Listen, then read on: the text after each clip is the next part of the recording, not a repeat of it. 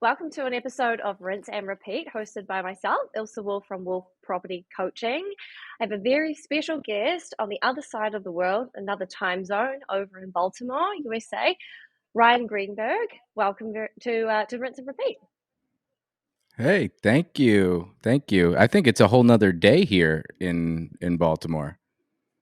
That's right. It's I believe you're like 5 hours ahead, 6 hours ahead, but yesterday to me. yes. Today is Tuesday. So that's funny. Funny how It's still technology surreal. works. Yeah, and it's sort of flipped on its head. If you haven't come across the previous episode where I was a guest on Everyday Millionaire podcast, which is Ryan Greenberg and his co-host Nick Kalfas's podcast, that's in fact how we met. Only last month. Feels like a long time ago now. So much has developed between us since then. But we met first of all over in Orlando at BPCon, which is the Bigger Pockets podcast conference with over 3,000 investors, which I then found out 2,999 were American, and then there was me. That's true. You were the token foreign one. But we met in the Starbucks at the hotel. I can't remember how we struck up the conversation, but you looked very professional with your own cameraman, and I could see you were a serious attendee. Yep. Can you hear me? Uh-oh. Yeah. Okay. You disappeared there for a second. Um Oh. Yeah. I think it was just we had Marcus there with the camera, just kind of like following us around, and then you just kind of started talking to us because I think we probably looked like weirdos with a bunch of people and camera people following us around. And it was a really funny story because we got chatting and you said, "Hey, look, we're looking for guests for our podcast. Hey, I'll send the car, it'll pick you up. Come to our Airbnb. We have a full studio set up." And I said yes, being the opportunist, thinking this is great, just go with it. I'm here for these experiences. And then I second guessed myself afterwards and thought, hang on. Is this legit? Where am I going jumping in a car? So I called up Maria Frestrom, mutual friend. I said, "Hey, are these guys legit?" And she said, "Yeah, those guys are great." Oh, okay, I'll go with it. Yeah, it was. It's funny because next year at BPCon, we're gonna set up a studio at the actual hotel because that was one of the logistical issues where we were like, we would meet these people and we'd be like, yeah, we'll send a car, we'll pick you up, we'll drop. Like they were like, wait, like, are you gonna like kidnap me and rob me or something? Like, I'm like, no, we really just want to interview you for an hour, and then we'll really just drop you back off at the hotel. And that was part of the logistical issues that we had getting guests on because we were like the creeps that were pulling people into our van kind of thing. I think my fiance back here, I mentioned that, trying to sell to him I'm about to jump in this black SUV. So Yeah, don't I yeah. don't suggest you do that with other people. Probably it's probably not a great idea. Yeah. But hey, I have been very excited to kickstart this podcast series. So, Maria, who I mentioned, she was the very first guest I had. I interviewed her in my hotel room at BPCon. You're the second international guest. Very excited to turn the tables and get to know more about you. From what I now know about you, super inspirational story. This whole notion of rinse and repeat. I see your story being super inspirational for the many people abroad as well as Kiwis, New Zealanders who there are thousands looking to get into real estate or property investment, as we say here, but haven't, for one reason or another, haven't pushed go. Or are looking for that nugget or that inspiration or that light bulb to get them to jump in. And you started in a completely different sector professionally, which is often the case with us investors. And right now, as you sit here, I'd love to sort of get your elevator pitch of what you have numerous multi-million-dollar businesses all surrounding property investment, real estate. So if you could give us a quick snapshot of kind of where you are now, I'd love for everyone to hear this to understand a bit more about who you are, but then dial all the way back to your story. Sure. Yeah. So right now, I have a couple different businesses that we built out based around our real estate of investing addiction, I would call it.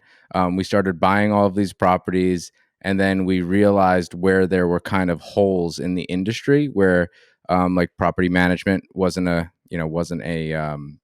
strong suit of a lot of people. So we said, well, if we can do this really well, then we can sell this service to somebody else, use that money to buy more real estate. So right now we have a construction company that we do just over $5 million a year in construction, between and $6 million a year in construction. And then a property management company where we have 165 or so units under management right now, which is one thing that we are scaling over the next year. We have a goal of like 250 units by the end of next year. Um, and then I have a portfolio of rental properties as well as short-term rentals, one short-term rental, a bunch of long-term rentals, and we do flips and fix and flips and all that kind of stuff. But yeah, that's where we are now. But it wasn't always glory. Yeah. Well, from what I understand, this whole, we've both been inspired to get into real estate in a full-time way by the same mentor from abroad from myself, but Brandon Turner, one of the original co-hosts of the Bigger Pockets podcast. I know he was a foundational mentor for you. And now it's come full circle to not only do you have your own podcast, but you've had Brandon Turner on your podcast, which was a fantastic episode.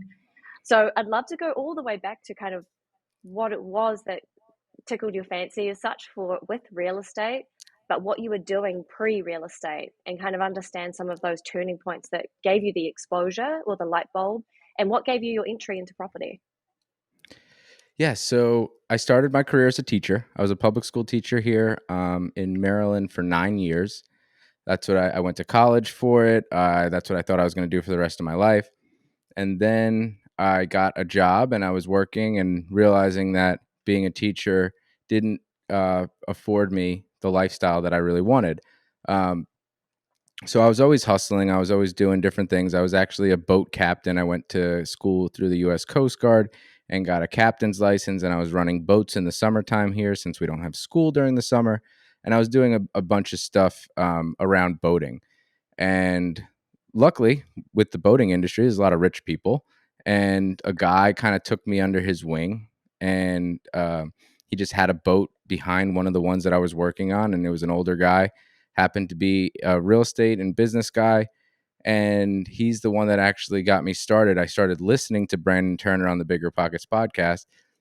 But I always thought, I said, well, real estate's just for rich people. Like that's not something that I can do because I only make $35,000 a year as a teacher.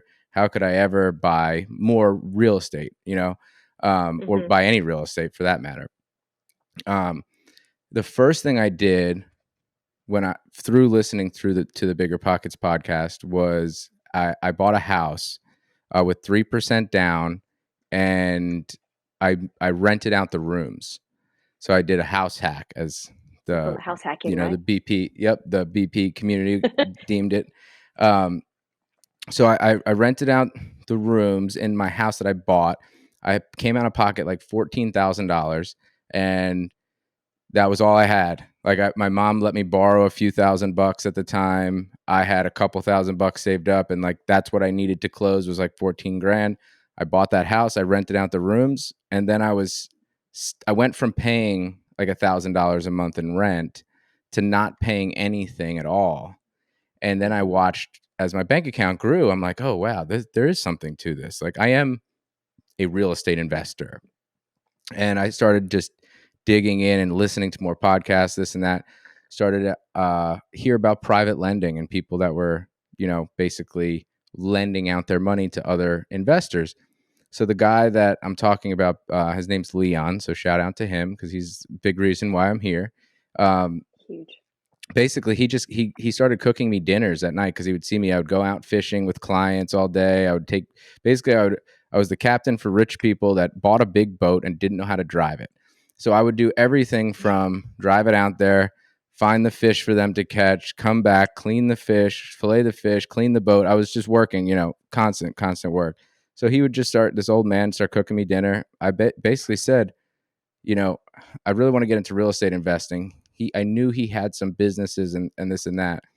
It turns out that he had a lot more money than he let on to have. And he was my first to make a long story short, he was my first angel investor and loaned me $500,000 to get started, Half and a held my hand million through. US. Half a Yeah. million So, US dollars I, was his first investment in you. well, no, so I shouldn't say it that way. So it was a total of $500,000, but that was over 5 properties. And he walked me through, my partner and I, he walked us through each and every one for the first at least 4 or 5, where he was very much involved in the due diligence process of each property. He figured, if he left it up to us and gave me $500,000, I would be broke right now, because I would have bought the first 5 deals. Seriously, because having a mentor, that's like something that's so important, because had he Agree. just given me $500,000 like I let on, on accident, was that I would have blown that so quickly. I would have made the wrong decisions. I would have bought the wrong houses. He picked apart every deal until we found the right ones. And that kind of taught me a little bit of, you know, I don't even know the right word for it, but resilience in not just buying things to buy them. Mm. So that he was a huge part in that. And then when we basically, a couple years went by, we had 5 or 6 properties. We did our first refinance here, and that's when we realized there's something to this, because now we had all of his money back and Hmm. we could do it all again and double our portfolio right there. And that's when like the light bulb went off, where we were like, this is a real thing. This is something that can actually turn into something. And yeah, so that's kind of how it started. And since then, snowballed to what it is now. And 2 years ago, retired from the public school sector and went full time in business. Wow, that is an incredible journey. And what time frame? How many years have you just swept through with that? So from first property, or sorry, first due diligence on that first deal through to retiring. What was that time frame? So I bought my first house where a house hacked in October of 2016, Hmm. and the second year, 2017, I bought 5 properties. Then from there, at that point we had 6 houses. I had one personally, then I had 5 in a partnership, um, and then from there it just snowballed into probably 4 years of us working full time, buying properties, starting the property management company for other investors. Um, so it was really like probably a 5-year process before we quit our jobs or retired, whatever you want to call it. Yeah, that is incredible because you're still so young to say retire at all, right? So, like having that freedom through real estate to retire out of what was your full time role in a 5 year window is remarkable. Now, one thing that I heard a lot over in the US is private money lenders, and I know there are specific mentors who, their whole value is leans on that. It seems like private money. I know the regulatory side of things is a lot easier there than in New Zealand, but there seems to be a wealth or a really strong appetite of investors to share their money privately and invest that way. So and the other thing that's different is that you just mentioned a 3% deposit or down payment for your original house hack that you lived in, which we call an owner Yep. occupied house. So is Yep. in 2016, which is after the GFC with everything we know happened, is 3% as a down payment a typical first home purchase down payment still? Yes. Yeah. So there's a program here called FHA. Hmm. And that basically is a special type of loan, um, that allows you to put less down. What they do with it is that there's a PMI. It's called principal mortgage insurance or something like that. where basically you pay like a little bit of a fee or a penalty kind of thing to put that little down. So essentially, I only put 3% down, but I was paying like an additional $90 per month as like a quote unquote penalty, or insurance they call it, since Hmm. I didn't have the equity stake that the bank originally wanted us to have. But that's Hmm. pretty typical for a first time home buyer here. Wow. So that's still current. That's still relevant as a down payment in 2023. Still relevant, but of course, now that when I bought my house, I had a 3.2% rate or something like that. Um, Yeah. so if I put down, my first house was $155,000 US. If I put down, 20% of that, I didn't have that much money. So, that was, Mm. but now if you don't put down 20% and you put down 3%, your monthly payment is going to be so incredibly high because of the rate that it's kind of like a catch 22. Yeah, that's right. That's right. Now, when you moved into the first investment property with the private money, how much of a down payment were you required for that as an investment property? Was that around the 20% for that first Oh investment? no, I didn't put any money down on any of these houses. It was Oh, so that was 100%. 100%. Oh, okay. So not only was it wasn't private finance for the deposit or the down payment, it was 100% bought through private money. Yeah, yeah, yeah. I was broke. So Oh, I had no money. I had no way of showing the bank that they should give me any money. I really had nothing. wow. I had a car that was probably worth $4,000 or something like that, and Yeah. like a backpack at that point, like literally like a backpack full of clothes. Like I didn't have anything really. I was kind of out of college, moving around, and um, Mm, nobody would give me any money. So yeah, when I raised it all. I had to raise the down yeah. payment, the deposit, the insurance, the entire thing. So I leveraged, and which isn't a necessarily a smart thing to do either. But I was just so like I needed to do it for myself to get out of this hole that I felt like I was in, that I couldn't with teaching here, and maybe it's different there. There's a set salary each year. You make this, and then next year you make this. There's no increasing that salary by doing better. There's no working overtime. You can go coach or do something like that, but the money is just, there's a ceiling to it, and that Yeah. Yeah. ceiling to me was like, I couldn't deal with that having a ceiling. So I, Yeah. I No, that's needed right. some way of getting out, and that real estate See, was that way.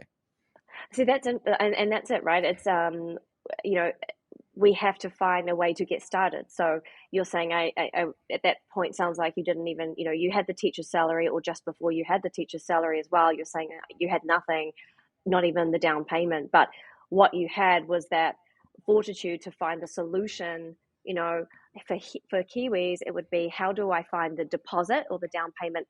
And as long as I have a job and meet servicing criteria, then I'll get the balance of the loan from the bank, the lender. But for Yep. you went the whole extreme of going, well, actually, this is now not even, I guess, a credit check or on the bank's credit score. This is, hey, 100% private money. And that is what you found as your solution to get going. So it's about Yep. finding a way to get started because you had the right mentality. Yeah, I mean, if you really, really want something, I think like most humans will find a way to get it. And that to me, like the risk of borrowing money, I felt like it was a risk, but I also felt like the opportunity was so great because I had this guy who was a professional in this thing, willing to not only give me money but train me on how to do it. Um, so to me, it was like, this is a no brainer. I have to just take this opportunity and run. That's the only way to Definitely. to move forward. Yeah. Could you give a brief snapshot of the financials of one of those properties? So now the first time you refinanced out and paid the private money lender, you paid Leon back. What was the leverage once you took it to the bank or the lender? Um, what did you buy the house for? When it came to refinancing, what was that new value? What was that loan to value ratio so that he got all his money back? Yeah. So the first couple properties we bought, we specifically bought properties that had tenants inside of them already. Um, we did that only because we didn't really understand. First, we didn't understand the BRRRR method at that point. Second of all, I don't even know that it was like a thing, the BRRRR method yet. I think it might have been coined after we started doing this. But we, in our heads, we were like, if we buy a place that has a tenant in there, there's going to be no additional money out of pocket, because we didn't want to buy this house and then have them call us and say, hey, we need another $10,000, because we at that point didn't have it. So the first couple we bought specifically with tenants in. The first one was like 125,000 US, and it was rented for, I believe, $1,400 per month. Mhm. And what we did was, it was an old landlord that stopped really taking care of the property and just, wasn't doing a great job managing it. We came in and basically said, hey, like, is there anything we need to do to kind of make this better? And my partner and I at that point were doing a lot of this work kind of ourselves, just learning how to do things, digging things with our hands, doing, just figuring out. So we were able to raise the rent on that one to like 1,500, or I think we raised it by $100, fixed a couple things, and then 2 years later, 2.5 years later, I guess, had it refinanced, and we got a value, I believe, of 185,000. So we were almost able to pull out 100% of the money. We got real lucky with the appreciation of some of these neighborhoods we were buying in. We were trying to buy on blocks that you probably didn't want to live on at the time we bought them, but Yeah. hoping in a few years that it would, kind of come up. And the specific one I'm talking about now, we knew that there was like a big development in plan, like in thought, right behind this community. And it had, like, I don't know if you guys have Chipotle, but there's a Starbucks there, Chipotle, all these different like fast casual restaurants that usually tell us like, oh, there's some good stuff happening here. So Mhm. we got lucky where we were buying really on these fringe blocks that we saw a lot of appreciation in a short period of time. Mhm. So we kind of took some risks with certain areas that we were buying in. Definitely, Mhm. I definitely felt, now I carry a gun now, just because I've had some experiences in these Really? neighborhoods. Yeah, so here, I don't know if you guys are allowed to do that, but here you could get a concealed carry license and carry, because it was a journey for us. We were in these neighborhoods where, I mean, there was drug use, people were selling drug, and like, it's just, but we knew in a couple of years these things were happening that we were going to hopefully benefit from. So we Mhm. got really lucky that our portfolio kind of grew enough at that first refinance, where we refinanced, I think, 4 properties at the same time. We got back all of the money, and then I think on the fifth one we actually got some money back too, Yeah. which is even a Cool. bonus. So Mhm. that's kind of how we played it, and then recycled that money again, and kind of kept going. But the private money thing, that's how you grow, because you don't need to deal with the banks and credit checks and this Mhm. and that. You just pool some money together from different people that might have some savings or for some other assets that they can borrow against. And here, that's how people start out pretty much all the Mhm. time. I think we're yet to sort of hit the cusp of that major realization, and it's a very regulated industry here. So I think there's actually a lot of risk aversion, especially for individuals. But I completely agree with you. And in principle, I think if you can surround yourself with, shout out anyone wanting to invest, come give me a call. I 100% agree. That's absolutely the way. Now, I just So want to, so before you you, are you not oh, allowed there to do that? Are you not allowed, like, if we were both, living in New Zealand and I had $1 million, I can't say, "Hey, here's 500,000, you can go invest this and you pay me an interest rate." Is that not allowed? you can do that, and that would be, yeah, definitely as a private arrangement, that would be fine. It's just not that common, but we do talk about Okay. the bank of mum and dad. That's probably the most common relationship of that nature, because the value of a property. There are memes all over Instagram, like first home buyers paying $1.5 million for their first home, which is a ludicrous amount to get into your first Mm-hmm. home here, but needing the bank of mum and dad, because who can save even for a first home? It's between 10 and 20% down payment here for your own home, which is still very difficult if that needs to be a couple $100,000, and the typical Yeah. household income is about 85,000 per annum. So to get Yeah. going, it's very difficult. But hey, I love that, you had these rigorous due diligence criteria with Leon, but you still ended up in neighborhoods where you had to carry a gun. So tell me some of those criteria, because these are properties that passed his rigorous system. What I'm hearing could be, for you, cash flow was probably one of the fundamentals, that the property needed to cash flow, and the appreciation over time. You say you took a punt, really. The capital gains, I think, are not as much of a fundamental strategy when you're building a long-term portfolio there as they are anticipated here. So what were those criteria? Yeah, the cash flow was it. I mean, it was does it cash flow? Is the property in good enough shape where it doesn't need to go under a a major renovation? Now it's funny because our mind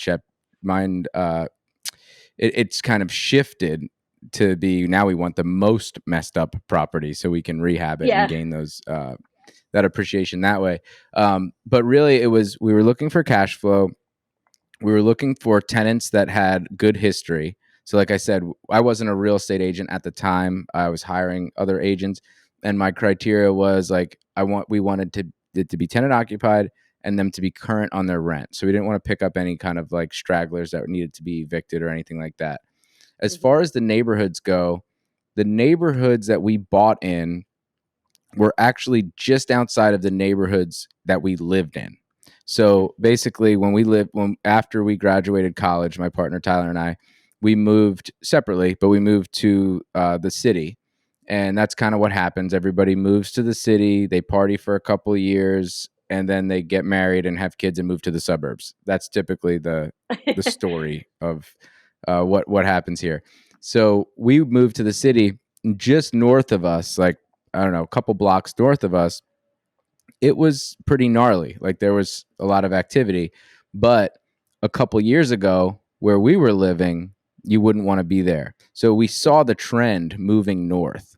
So we just figured, if we bought like right where we felt, the joke was like, my ex-girlfriend would drive Tyler back to his house, his house that he bought. He's like, just keep driving until you get scared and then turn right. That'll be my block. And that's really kind of the joke was, we drive until you see the corner boys selling drugs on the corner, and then you turn right, and that's his block. That's where he lived for a couple years. And that house that he bought, a little case study on that one, he bought with this program here. If you are a school teacher, fireman, police officer, nurse, I believe, EMT, you qualify for, it's called the Good Neighbors Next Door, whatever. I forget. It's Good Neighbors Next Door, and essentially, they give you a very good value, like appreciation on your property. So essentially, if you bought a property, if it was going to be $50,000, they'd give you like a $25,000 credit, essentially, and it would be $25,000 for the house. So Tyler's first house he bought for like $30,000, then Wow. renovated it for like $50,000. And it normally would have been a lot more if he wasn't a teacher at the time. And that house appraised at like $220,000 just a year or two later. So Wow. he gained all of that appreciation just because every year the good area, the good blocks were kept moving further and further north. So that's kind of the criteria. Was we knew where we wanted to invest because we kind of lived right there. Hmm. I love that. So basically, what you're talking about is gentrification. It's a word that comes up a lot here. And if you're learning about real estate strategy, it Yep. is that, right? Aiming for that gentrification. I love how you bring it to life by talking about feeling scared. That's fantastic. So, kind of coming forward from that stage, then. So then you moved into property management. So starting up that business, aiming for 250 managements by next year. At what point did the construction come through? Was that a byproduct of once you moved into the BRRRR strategy and deciding, hey, actually, there's more to be gained through renovations? Because that seems to be where you have most of your staff now. Would that be correct? Yeah. So yeah, most of my staff, and believe it or not, like we have a bunch of real estate and that does really well, but most of my money comes from the construction company as well. That's the most profitable part of our kind of empire over here. So the construction kind of came in line with the property management company. Um, Basically, what happened was I'm from New York originally. Um, I'm sure you guys, even in New Zealand, know about New York. It's a very popular, populated place. So I knew a lot of people from up there. Um, I guess my dad saw me or connected me with somebody that he knew up there that was also investing in properties. They kind of knew they were more advanced than I was, but had less properties than me because New York was a really hard market to invest in. It was just really expensive. So they basically started talking to me about me helping them invest in Baltimore. So that's kind of how I sparked oh wait, I could do this for other people, collect a little bit of their income on their rent, and that'll increase my, overall money, my overall cash flow so I can buy more properties. With the property management company, you also kind of need a construction side of things to you know, you need some construction experience and some team to turn over these properties. People move in, people move out. You got to have the construction piece. Um, and then we did our first flip. That's when we really knew that we needed to learn more about construction because that didn't go Mm-hmm. so well. Right. Tell me So about yeah, that so that first was flipping experience. yeah. So the flip that was in the first like official flip was in 2018, I think early 2018, and everything that could have went wrong kind of went wrong, and it was one of the greatest learning experiences that we've had. Costly. That property Mm, ended up not selling, and instead we moved into it and we lived there for a few years. Because that's the only option that we had because we couldn't sell it for what we had into it at the time. Um, mm-hmm. Basically, we didn't know how to manage construction teams of people. We were hiring subcontractors, and there was a lot of things like language barriers. We had a lot of people that spoke different languages working on the houses that we didn't communicate well with at the time. And a quick story: my partner and I were driving a truck to the dump, and we just left the guys there. We said, "Okay, demo all the drywall on the walls upstairs and just throw the trash downstairs." And they said, okay. And we drove to the dump and unloaded the truck. And then we drove back and they had demoed the entire upstairs, all the framing, all the walls, the studs, everything ground down to zero.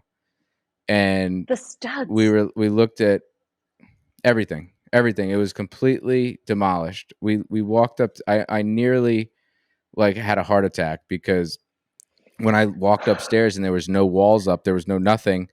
I said, how are we going to pay to do this? How are we going to recover from this? This is thousands and thousands of dollars of framing, all because of a language barrier issue. Um, so that was just one of the many mistakes. Long story short, that house actually just sold a couple of months ago, back in I think June of this year, and we were all in it at the time for $180,000 or $190,000, and it just sold for $265,000. So we ended up coming out of it on top. But for a few years, we lived in that property together, my partner and I, because we had no other option. Mm, wow. And they are the largest learning points, aren't they? Those mistakes actually end up becoming catalysts in their own right. Yeah, you have to make the mistakes. No matter what Leon told me or any of the other people that I was listening to, Brandon Turner, um, any of the podcasts or whatever, they can tell you all they can tell you. But until you do it yourself, make some mistakes, it costs you some money, it hurts. That's when you really learn. That's when you get better. Mm. I truly believe that you can't really get better without screwing it up once first. Yeah, I mean, those mistakes, especially the costly ones, they do hurt, and then you learn to pivot. I used to be completely tunnel focused on, hey, let's renovate to force appreciation, get capital value. Didn't even think about the servicing or the cash flow, which is critical if you're holding the property, which is what the strategy was, to end up, negatively geared, needing to top up the mortgages by 55,000 at one point. And that hurt when I had to move out of our Mm-hmm. home with a newborn, move in with the in-laws, and recalibrate the strategy. And then that was the point of which, okay, cash flow is actually what pays the bills. That's what will drive the kids to school. That's what turned everything around and completely opened my eyes as well. But you would have also then seen, hey, if we can control the ecosystem and have construction, have property management, not only will that reduce your own costs in your portfolio, but like you say, you can clip the ticket and keep building your portfolio from managing others, right? So Yep. where's your focus now? I mean, you have those key components in the ecosystem. I know when we were driving back from our recording, you were showing me how you're already well integrating AI and the tech right through your businesses. So I'd love to hear a few examples because it's not so integrated, at least in the industry, from what I hear with other construction firms or managers. Yeah. So my big focus now really is the businesses, growing the businesses, or not even necessarily growing the businesses too much as far as volume, but refining them and making them better. So right now we're buying less properties than we did in years past, obviously just because of the rates and the environment that we're in. There's a low inventory and high rates. So we're buying a couple. But my focus here, probably for the next 12 months or so, is if I have, let's say, a net margin of 10% right now. I believe that if I did some work, some due diligence, some sitting with my bookkeeping team, sitting with different people, I believe that I can increase that net margin by just tweaking and making a couple of systems better. And when you're talking, about um, the net margin of 2 or 3%, 5%, and it's over, between the couple companies, it's almost $10 million. That's a lot of money. Um, so it's less about, like, for my next year, probably it's less about investing in more real estate rather than just building out and refining my systems to kind of just try to capture a little bit more profit, a little bit better margins. Because I know I have some inefficiencies that we're trying to kind of work through and make better. So how have you seen the technology help you in that regard? I think one conversation we previously had was around training or preparing training materials. So is that one of the systems? And what else have you caught on to help with those Yeah. margins? So one of the things that I did, and this was the greatest, and I don't know why it took me this long, was I hired a virtual assistant. So somebody over in the Philippines, and he is my personal virtual assistant slash organizer slash I can, send my phone number to him and call forward. I hired him, and basically for 3 or 4 weeks prior to hiring him, knowing that I was picking him up, I used all of these tools. The one that I talked about with you called Scribe, where I would do a task on my computer that I would normally be doing, such as like writing a scope of work or an estimate. And you just do that task, and the computer and the AI basically records you doing it, and it spits you out an instruction guide, a step-by-step instruction guide on how to do any of the tasks that you do on a regular basis. Another program that I use for that is called Loom, Loom, Mm, and that's basically the same thing where you're doing something, recording it. It's actually recording your face in the corner, and it's recording your screen, and you're showing whoever how to do whatever, whether it's working through your emails, whether it's paying your water bills, whether it's whatever tasks. So I've broken out all of the tasks that I thought were taking the most time out of my day that didn't require necessarily my brain. It could be done by somebody else. Um, and then just breaking those into digestible little videos and PDF files that somebody else can easily digest, take over, and start doing for you. So now I don't write estimates anymore, which was one of the biggest things that I was taking time doing. I would go to visit properties and write, I'd have to write out the estimate, figuring out how much the kitchen is going to cost, how much the bathroom is going to cost. Now all I do is with my AirPod in, I record it into my phone and I send the audio file over to Carl, my assistant, and he writes it all up for me. So I'm not even sitting in front of the computer typing it. He's doing that entire thing in another country.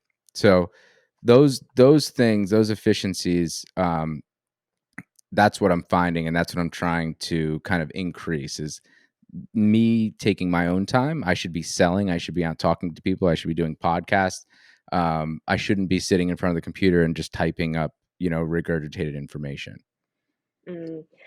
That's incredible. That is just so much efficiency gained. I'm in the same process of looking to hire a couple of roles as well. I'm already using Loom, which I love because even as a coach with my clients, it's a great way to keep them moving next step on due diligence without trying to catch each other, playing phone tag or email to email, keeps them moving for communication. But Scribe, I need to jump on. That sounds really great. So those Yep. are two fantastic tools. That's great. And so Yeah. what? Go ahead. Oh, you go ahead. No. Go ahead. Go ahead. Sorry. Cool. I realize we've gone over time as well. So have you got a couple more minutes, and we'll kind of. Yeah. No. I'm Are you good for a good. few minutes? Yeah, you're good. Yeah. Perfect.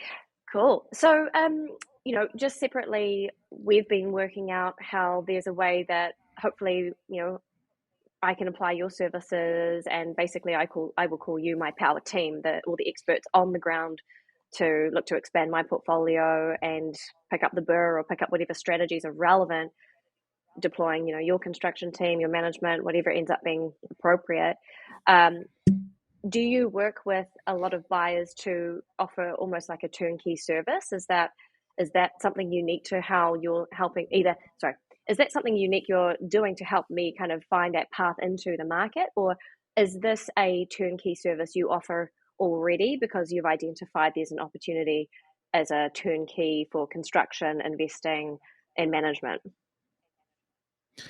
Yeah, so the whole business strategy once I met that lady from New York was I have a good market here in Baltimore because there's a lot of vacant houses. There's over 15,000 vacant houses in Baltimore City alone, which is only 3 miles wide.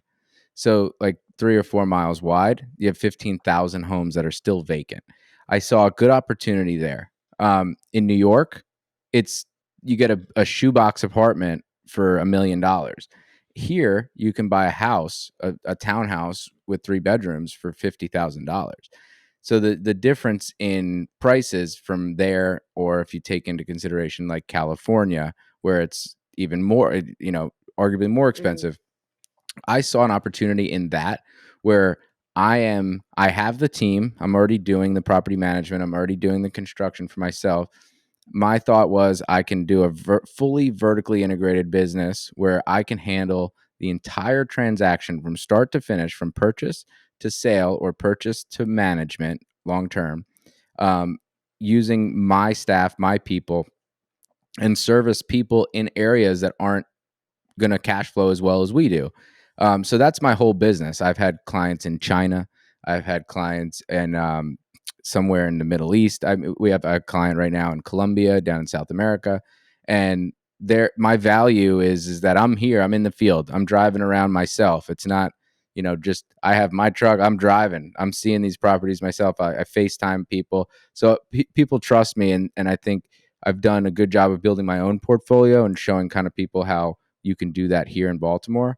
So that's my main business, is making other people's investments make sense. So then I could take a little piece of each pie instead of if you were to come here, for example, and hire a real estate agent, you'd get charged 2.5% on the sale or the purchase, where I would charge 1.5%, but then you have to do each one with me. So I'm going to give, my clients that I work with here, I give them discounts, but you get discounts because I get all of the transactions. So you save money mm-hmm. as the investor, and I make less money than I would if I retailed it out. But overall, it's more money because the volume is greater. And then the recurring revenue through the management as well. So you just pointed something out that I think might be unique, which is that as a buyer, if I buy a property that's listed on the market, do I also pay the real estate agent selling it a fee, or are you alluding to you because you would be my buyer's agent? That's a fee for that. No, so yeah, so I should have been more specific with that. So here, if you are selling the property, you're the one paying both sides of the commission if it's on market, right? But what I do here is we buy stuff like at auctions. I don't know if you guys have wholesalers there, but we have wholesalers here. So I have my own ways. Very few of my deals that we buy come from the actual market or the MLS. I get deals sent to me, like the building that I have my office in. Somebody called me because they knew I bought in that neighborhood. Now, what I do is, if let's say there's a building that I was brought by somebody, and I don't have the ability to take it down myself, I will say to one of my clients, "Hey, do you want this property? If I have it for 100,000, and I'm upfront with them, I tell them, I said I have this property for 100,000. I'll sell it to you for 110,000 or 105,000." And that's kind of, part of the money that I'm making is by selling that contract or the right to purchase that property to somebody else. Oh, sorry, I just had you freezing at the end there, but I think it captured on your end. Yep. That's a bit strange. Yeah, I'm Yeah. not sure. So perfect. No, that's great. Do you have wholesalers there? No, we don't have wholesalers as a core strategy or a full business model. I know the final dinner I had out after BPCon, there was a whole table of wholesalers, and that wouldn't be a full time income here. But yeah, that when you mentioned there's a commission on both sides of the transaction, that is quite unique. So, say a real estate agent has a property listed for sale here. That is an agent employed by the owner or the vendor, and that usually would be 2.5% plus GST, generally speaking, give or take. But that fee is they work for the seller, and the seller pays the commission. As the purchaser, there's no commission on that side of the equation. Only if you specifically had your own buyer's agent taking your brief and scouring properties that suit your brief, and if they brought that deal to you. But not so much wholesaling. There'd be some very professional, astute investors who would do that, but there wouldn't be volumes of that in the general market. No. Yeah. Okay. Yeah. So here, the buyer's agent is the one that takes them. The buyer's agent here is actually the one that's doing more work. They're the one that has to drive around with these people and show them a dozen properties to hopefully buy one. So they're getting paid also, but they're getting paid by the seller. So it's typically a 5%, sometimes 6% fee to the seller to sell the property, and that gets split between the two agents that are involved. Wow, that's interesting. So most buyers, whether it's for their own home or an investment property, for the most part, buyers search on their own behalf here.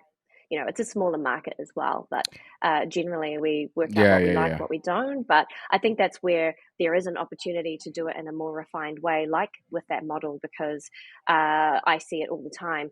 Before they come and work with a coach or someone like myself or with me, I meet people every day who say, I've been looking for a property. I really want to buy an investment property. I've been looking for 2 years, 5 years, 10 years, and they've never bought because they've never had a process or a way to be clear about whether that property is the right one for them or not. They don't know the numbers. They don't know what they want.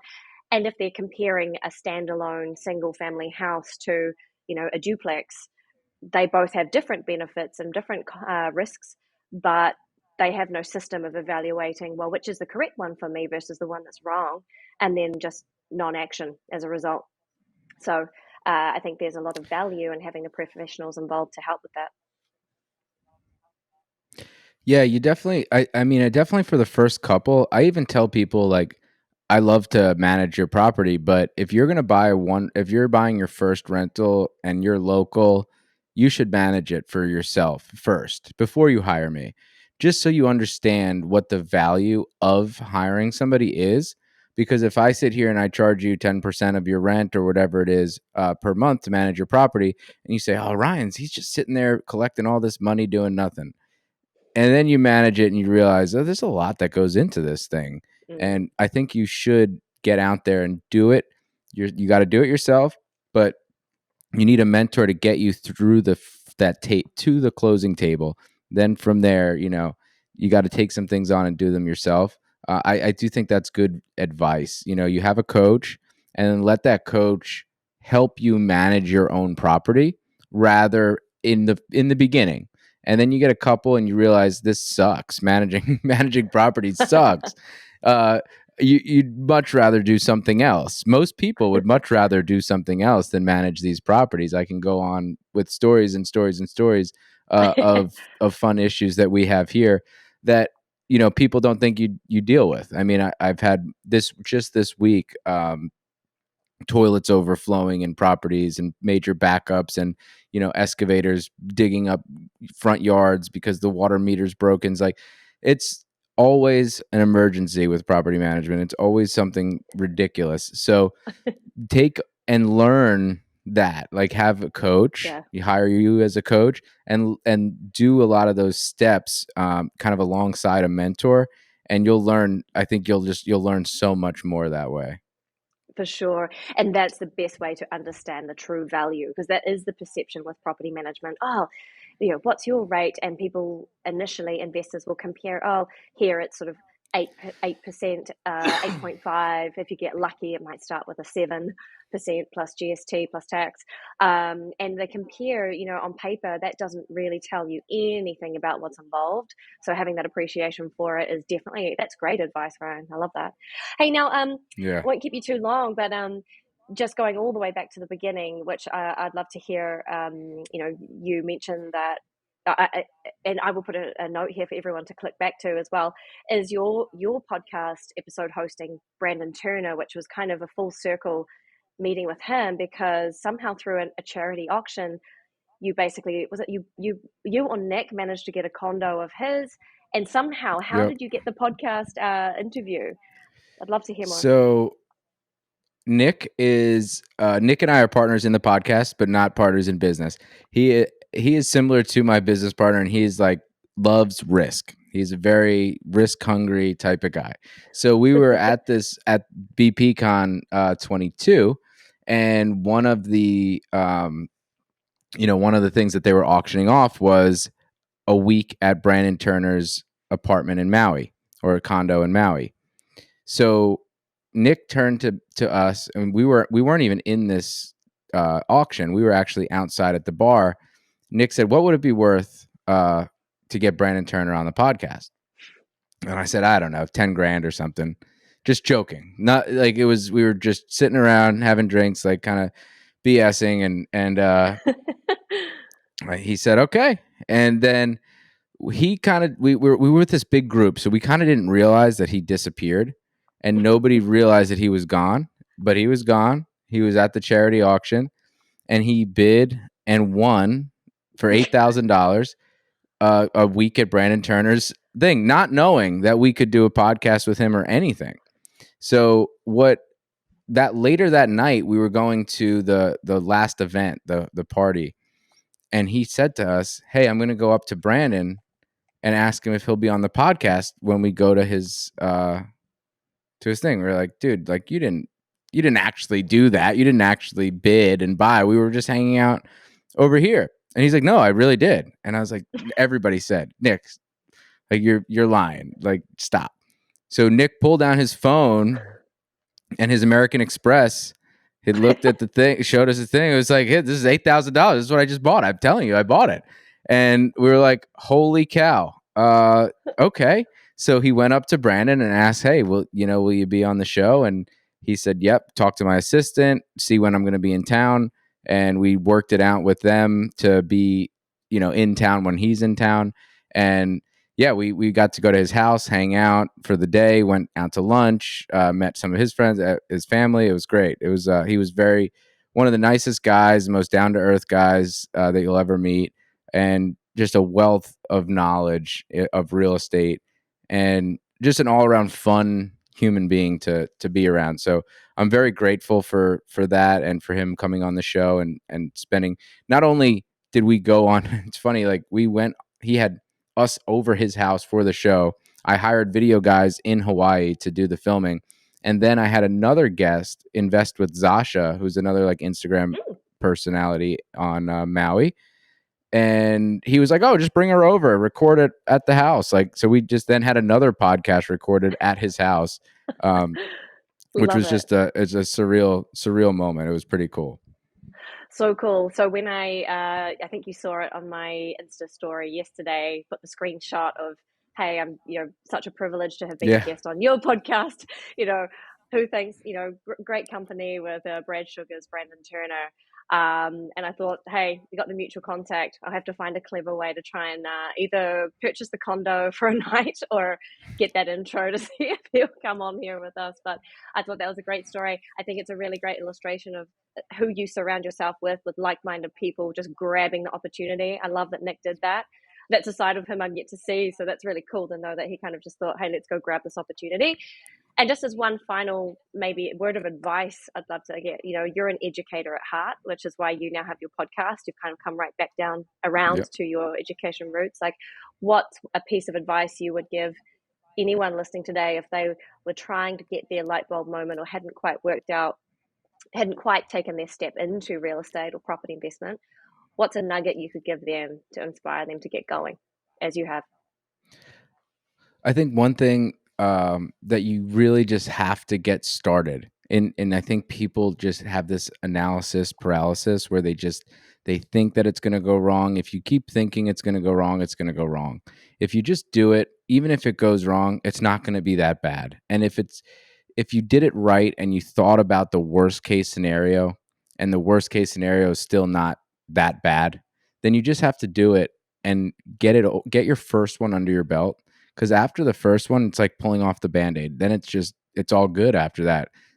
The stuff comes easy to you after a couple. It's kind of just muscle memory. Just do one deal. That's it. Just start with one deal. If you're like struggling on the fence, I feel like we get a lot of those questions. Like, how do I start? Like, just get one deal. Figure it Yeah, out. What's your next obstacle that you need to get over? What is the thing that's in your way? Is it money? Then you need to have, how many people have you asked for money? Because if you tell me your money is your issue and you haven't asked 150 people to borrow $10,000, to borrow another $10,000 to, or $100,000 to invest, then you didn't do your job. You didn't do your part. I hate when people tell me, "Oh, I've been trying. I've been trying." Well, what have you done to try? So you got to do something first. Figure out totally. your obstacle, and then figure out some way to get around that obstacle. That's the only way. It's not going to fall out of the sky into your lap with a big bag of money. That's not how it happens. Definitely not. That's incredible advice. Thanks.